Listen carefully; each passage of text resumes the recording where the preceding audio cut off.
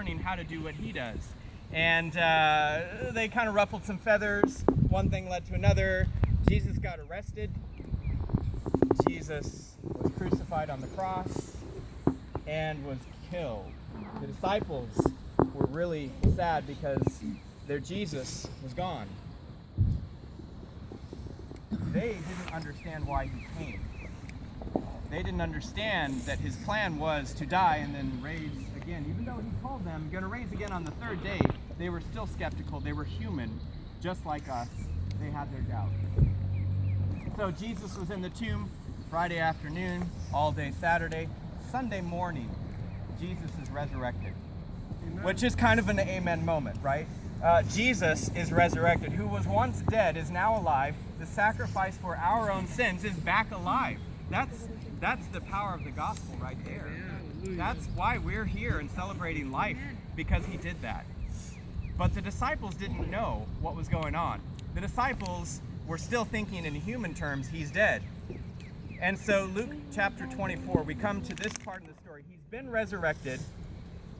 Two of the ladies went to the tomb to finish the preparations for burial, and there was an angel there, and the angel said, hey, you're too late, he's already gone. And they're like, well, who stole him? And the angel's like, no, you don't understand, he's alive. And so they run back, and they go and get some of the other disciples to check it out. And as they're going back, this is Luke 24, verse 13, they were traveling the road to Emmaus, 7 miles from Jerusalem, and they were talking with each other about all the things that had been happening, and they were talking about this guy, Jesus, who had completely wrecked their lives for the better. They were talking about all the things that had happened about his crucifixion, and then all of a sudden, somebody's with them. And they didn't seem to notice when he joined them, but all of a sudden, it says Jesus was beside them. And he was walking with them, and they didn't recognize him. And whether that was intentional or because they were distracted and didn't recognize him because they're expecting him to be dead, for whatever reason, the disciples are walking along the road to Emmaus, and all of a sudden Jesus is there, and they don't recognize him. And Jesus is like, hey, why are you guys so bummed out? This is a translation. That's a new revised version. Why are you guys so bummed out? What's up with you? Why are you in such a bad mood?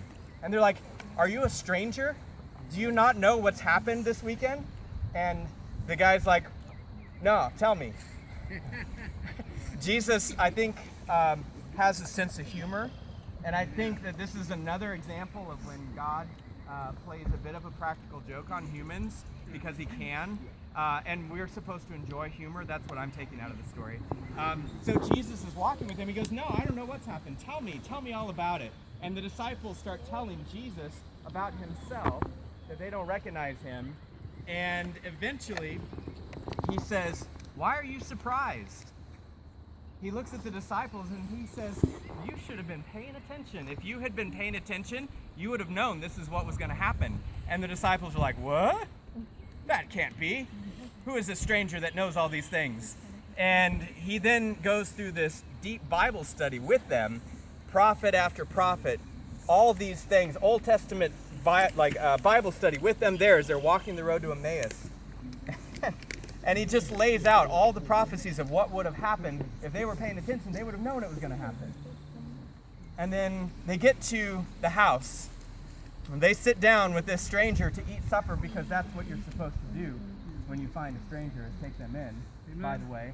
And so they sit down at the table, and Jesus, who they still don't recognize, goes, I'll break the bread, I'll pray.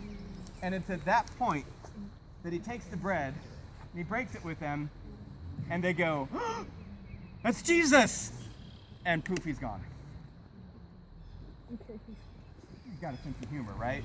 I mean, he's got to have a sense of humor to play that kind of prank on him. Just when they realize it's him, just when they realize there's no need to be upset or afraid or sad because he is alive, he's gone. Now, that's where I'm going to leave that story. It's a good story. But the point of this one, disciples were walking next to him. They probably spent a good hour or so, 7 miles. How long does it take to walk slowly 7 miles? Long time, right?